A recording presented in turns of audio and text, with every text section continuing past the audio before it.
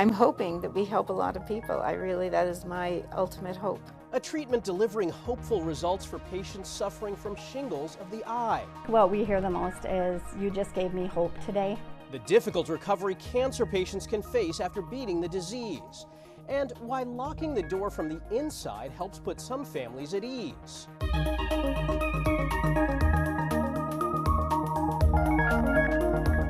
Welcome to Eye on Health, where we focus on stories that affect your physical and mental well-being. I'm Michael George. We begin with a new survey showing Americans are stressed about the election and the future of our nation. With Election Day rapidly approaching, Dina Demetrius has tricks on how to deal with the stress. Andrew Payton says he's stressed. It doesn't help to have your phone buzzing with headlines and stuff, so there's always kind of a background radiation of stress happening. It's something many Americans are feeling as Election Day approaches. I do believe a lot of it, for my own personal stress, does trickle down from the political landscape of the last several years. According to the American Psychological Association, more than 7 in 10 adults say the future of the nation is a significant stressor, with the economy and the 2024 presidential election right behind. Over 70% of people are concerned about election violence or violence coming out of the election, and over half saying that they are concerned that this election could mean the end of democracy. And what's striking about that is that both Democrats and Republicans are not that different on those two issues. Dr. Arthur Evans says despite the stress, more than 60% of adults are feeling hopeful about the change this election will bring. Health experts say it's important to find ways to cope with stress, and that starts with eating right, exercising, and getting enough sleep. For election-related stress, being engaged in the political process is an important way to manage our stress. Limiting the amount of information that you're taking in, particularly when you're tired, is also another very important coping strategy. Steve Pineda is already taking that advice. I don't really follow the media much. I don't have much of social media. In fact, I have no social media. Faith is the number one thing, what keeps me central. Finding balance between being informed and not overwhelmed. Dina Demetrius, CBS News, Los Angeles. And if the election isn't bothering you, there's two major foodborne illnesses to worry about. McDonald's has pulled its Quarter Pounder off the menu in several states due to a deadly E. coli outbreak. The fast food giant says some cases are linked to slivered onions, sourced from a supplier which serves 3 distribution centers. This is a temporary change as the investigation continues, and we are working quickly to return our full menu in these states as soon as possible. This same E. coli strain caused 4 people to fall ill and die after an outbreak impacted dozens of Jack in the Box restaurants in the early 90s. Symptoms include stomach cramps, vomiting, diarrhea, fever, and dehydration. If you feel as if you have a stomach flu or a stomach bug, or it was quote unquote something you ate, most people don't do this, but you should see your doctor. You should get tested and see if it is something that needs to have medical attention. Also, the idea of being able to collect that information in terms of where did you eat, what is the source of this, because if it's part of a bigger outbreak like we see in this case, it will help investigators and health officials. Dr. Darren Detweiler became a food safety expert after his 1-year-old son was among those who died. It is not visible. You cannot see it or smell it or taste it. The only way to tell if it's contaminated is through testing. And, testing takes a little while for results to come back. That's why it's imperative that companies are testing frequently, they're testing early, and they're testing these products as effectively as they can. At the same time, hundreds of frozen waffle and pancake products from more than a dozen brands are being voluntarily recalled due to listeria contamination. Treehouse Foods says the bacteria was detected through routine testing at one of its manufacturing facilities. The products are sold at big retailers like Walmart, Target, and Publix. This comes amid several other listeria-related recalls, including Boar's Head deli meat and Bruce Pack's ready-to-eat meat and poultry products. Freezing does not kill bacteria like listeria. CBS News medical contributor Dr. Celine Gounder points to several reasons why these are becoming more common. Well, we have more and more complicated food supply chains. So at every step of food processing, there's the opportunity for contamination. So that's number one. Okay. Consumers want ready-to-eat food, so of course they're more processed as a result. And thirdly, we have better tests. So it used to be we might not have been aware or known what made you sick. Now we can actually test, detect, and tell you what made you sick. Symptoms of a listeria infection include fever, muscle ache and fatigue, stiff neck, confusion, and loss of balance. People at higher risk include pregnant women, newborns, seniors, and those with weakened immune systems. Consumers should throw out recalled products or return them to the store for a refund. Turning to some good news, a new study is showing promising treatment results for shingles. The virus causes a painful rash and can sometimes lead to serious complications. 1 in 3 Americans will get shingles in their lifetime, and in about 8% of cases, the illness spreads to the eye. CBS News chief medical correspondent Dr. John LaPook takes us inside the science behind the new research. Dr. Elizabeth Cohn spent more than 30 years doing eye surgery. It was very gratifying to take someone who can't see and help them to see. But in 2008, shingles derailed her career. The illness comes when the chickenpox virus reactivates, causing a rash and nerve pain. Shingles of the eye can cause scarring and vision loss. That's what happened to Dr. Cohn, forcing her to stop operating. So this is an infection with shingles? Yes. And it's supposed to be clear? Right. Dr. Cohn, a professor at NYU Langone Health, where I work and her husband is dean, had an idea. Treat shingles of the eye with an antiviral drug for a year rather than the usual 7 to 10 days. 3 days ago, she presented the results. When you saw these results, what was your reaction? Phew. Patients receiving placebo had a 44% risk of developing new or worsening eye disease over the next 18 months. With low-dose daily valcyclovir, or Valtrex, that risk was 22% lower at 12 months and became 26% lower at 18 months. Are you concerned that this did not reach statistical significance for the primary endpoint at 12 months, but it did at 18 months? I'm really not concerned about that. It can take a long time to kind of get those nerves back to a healthy point. Dr. Christopher Starr is an eye surgeon who did not take part in the study. This will change the way I practice from here on out. I'm hoping that we help a lot of people. That is my ultimate hope. The study is awaiting peer review and publication. There's a vaccine for shingles that's more than 90% effective, but only about a quarter of eligible adults get it.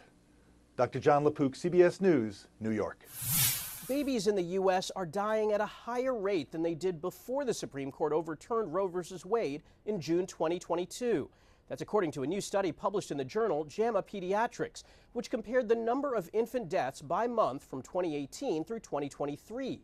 Infant mortality rates spiked to 7% higher than expected during at least 3 months in the post-Roe era, when some states enacted strict abortion bans or restrictions.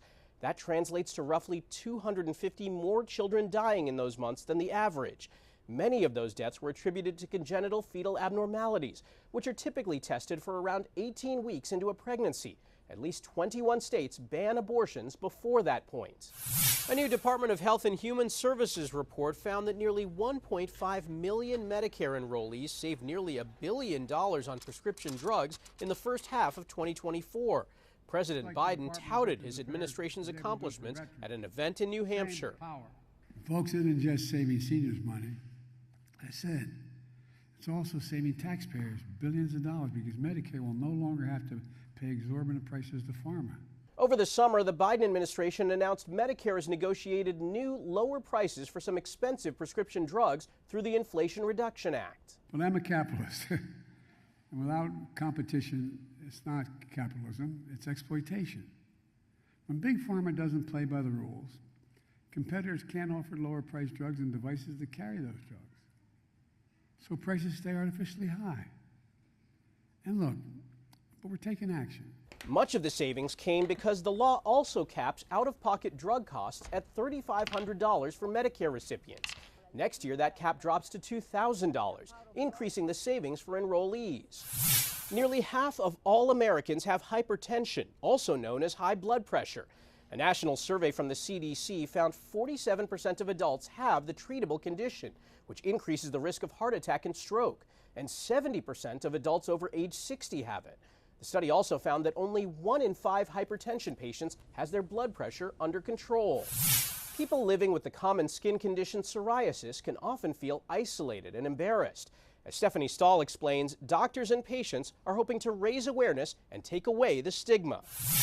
It impacts my hands a lot. Kelly Amarine has psoriatic arthritis that causes achy joints. I've had to stop work several times because as it manifests more and more, losing the ability to use your hands. She also suffers with severe knee pain, interfering with fun family activities like hiking and skiing. My greatest fear is I lose that mobility and life goes on without me and I'm not part of it. The Westchester mom says it started with psoriasis, a related chronic skin condition that causes scaly patches. Nobody wants to touch your hands, and it hurts. It's painful. New research from the National Psoriasis Foundation found widespread social stigma about the condition.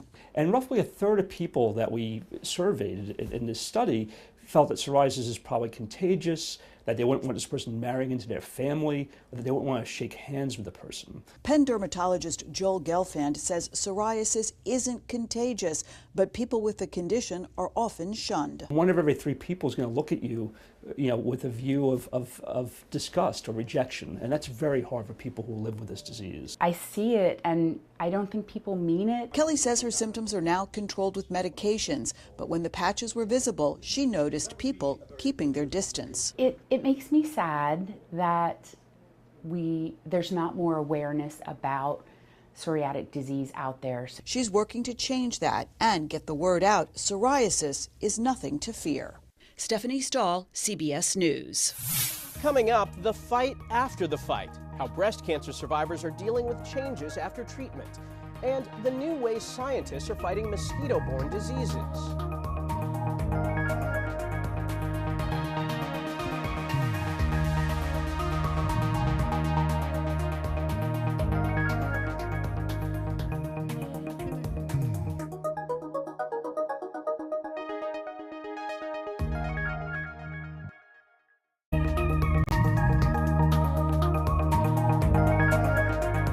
Welcome back.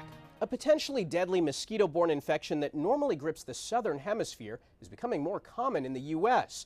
The CDC says there have been 6,100 dengue infections this year, a majority in Puerto Rico. But California and Florida are also at risk. CBS News medical contributor Dr. Celine Gounder looks at new efforts to control the risk of infection. On a hot Florida morning, flight crews from the Florida Keys Mosquito Control District are on a mission to stop the spread of dengue fever and other mosquito-transmitted infections. Specially equipped helicopters spray natural bacteria to kill mosquito larvae before the eggs become adults. We are seeing mosquitoes in areas that we've not really seen them before. Andrea Leal is the executive director for the Florida Keys Mosquito Control District. We've got the perfect environment for mosquitoes. We've got the heat, we've got the humidity. And those mosquitoes can spread many infections, including some that are not native to the U.S., like dengue. Local transmission of dengue starts with someone who travels overseas and comes back with a dengue infection. Mosquitoes here in the U.S. might bite that person, get infected with dengue, and then transmit it to other people. We've seen a very large increase in travel-related cases of dengue fever especially. Leal's team is using novel methods like mosquitoes that are sterilized using gene editing, natural bacteria, or radiation in order to limit transmission. But elsewhere, Los Angeles reported its first locally transmitted cases this month, and Puerto Rico declared a public health emergency over dengue this summer. 13-year-old Benjamin Ralph lives in San Juan. He was hospitalized for dengue. Describe what the pain has felt like for you. Lost most of my energy. I can't really do anything. Most of my body hurts. His mom, Jaro, knew about the local dengue outbreak, but was still surprised when her son's pediatrician made the diagnosis. In Puerto Rico, it's a fact of life that you are going to get stung, you are going to get bitten. Back in the Florida Keys, Leal and her team are working hard, using tools old and new to protect residents and tourists. Dr. Celine Gounder, CBS News, Marathon, Florida. During this Breast Cancer Awareness Month, researchers are putting the spotlight on a painful condition called lymphedema. It's a fluid buildup that happens after surgery and radiation. Natalie Brand shows us a possible new high-tech way to detect the condition early. Hey, hi, Teresa. Teresa Lau was diagnosed with breast cancer in December 2022 and had surgery 3 months later. They found 24 lymph nodes that they had to take out. The surgery and radiation that followed led to the condition lymphedema, which causes fluid to build up, usually in the arms or legs, leading to swelling. Shoulder shrug. She saw a physical therapist to try to get the fluid moving. My arm would get sore, so even with doing the massage, compression kind of stuff, it still was not moving. Teresa's taking part in a study at Ohio State University Comprehensive Cancer Center, testing whether a smartwatch technology could detect the painful condition earlier. Once the condition gets to a later stage, then you're looking at some type of complex treatment. If we can find it early, then we can work on exercise, weight management, and other interventions. The Android watch has non-invasive sensors that use a form of light to detect the volume of blood and liquid in the tissues. Patients will wear one on the arm that has lymphedema and the arm that does not to measure fluid changes and compare them. We're hoping that using the app that we've developed that gathers this data in the watch, that we will be able to find out if there's a difference and if one arm is developing lymphedema. Teresa had reconstruction surgery last summer. Even though it's that C word and it's scary, as long as you keep a positive attitude, then you have a great support system, you can get through it. She's encouraged to have this study as the next part of her journey. Natalie Brand, CBS News. There are more than 4 million breast cancer survivors in the U.S. While that difficult fight may be over for now, as Susan Elizabeth Littlefield shows us, another health battle begins for many of them. Shoulders down, nice. I feel so much stronger. It may look like a casual workout, but this is serious business. That is so tight. Julie Miller knows pain. At 42, she found a lump. Can you explain some of the emotions when you first got that diagnosis? Yes, I was extremely scared. And I was extremely scared that I wouldn't live through it. She did live through breast cancer 2 times, but it was an arduous journey, including a double mastectomy and chemo. The medications and the surgeries and how your physical body changes, that it's really hard on your mental health. And it was hard on her body. She survived, but with some major scars to prove it. Well, I couldn't use my left arm at all. I couldn't hold the glass. I couldn't reach for anything. I had to learn to type with my right hand only at work. And I just was kind of told that I had to live like this. But then she got referred to Renata at Twin Cities Orthopedics. I think there can be the idea you're a survivor, happily ever after. Yes. But it's complicated. So complicated. If you have surgery here, like I'll move my arm, see how that stretches? Well, if you had surgery there and there's stitches in there, or it's tight because of radiation, that's not going to move normally. So she and her partner Ingrid started a dedicated breast cancer care therapy program at TCO, a program that's being well received. I think what we hear the most is, you just gave me hope today, because I now know that you understand what I'm going through and what my road looks like, and that someone can intervene and help us out. They sure helped Julie out. And so now I have full range of motion. And a full range of healing. So how has this program changed her mental health? Completely. Completely, 100%. Thank you. In Bloomington. You rock. Thank you. Susan Elizabeth Littlefield, CBS News. After the break, high-tech jerseys are letting deaf soccer fans get in on the action. And a woman on a mission to keep kids with autism safe at home.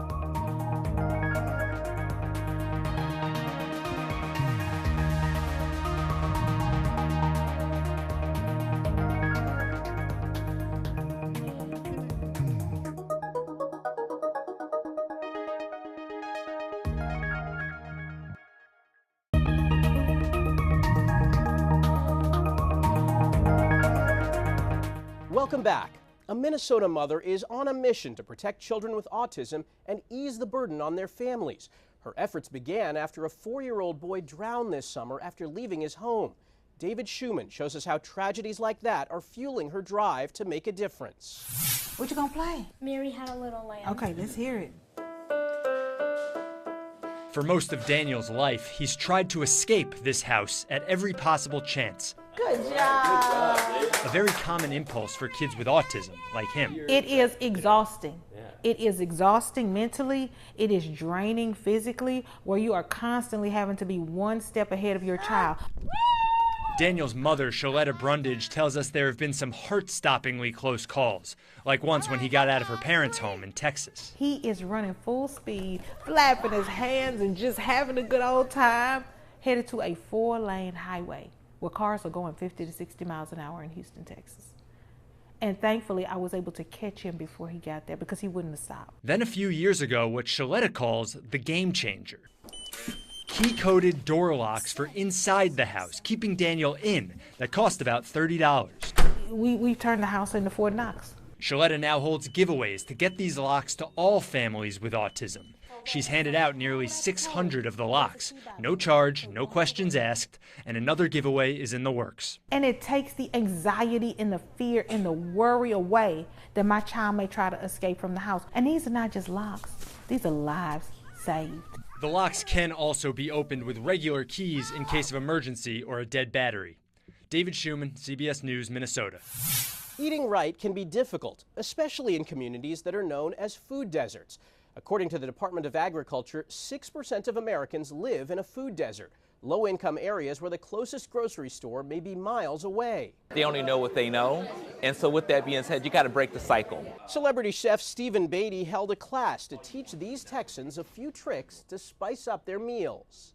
I like to call it stealth health. I like people eating healthy without even knowing it. People need options. So it's not enough to say eat healthy, be healthy, right? Is that people need tools in their toolkit. Those tools include helping people like Gail Burdo create dishes with more vegetables and less salt and sugar.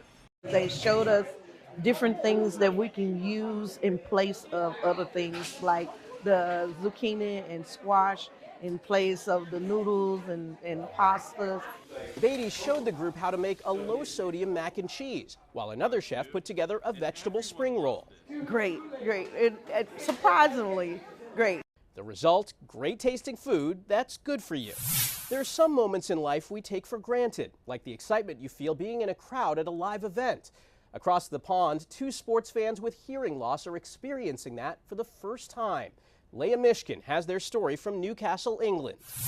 When best friends Ryan and David get together, they find it easy to bond over their shared passion, the British soccer team Newcastle United. I just love Newcastle. Ryan's mother helps her son, who's deaf, explain how the team got their family through some tough times. The 28-year-old has had more than 15 surgeries and lots of health complications.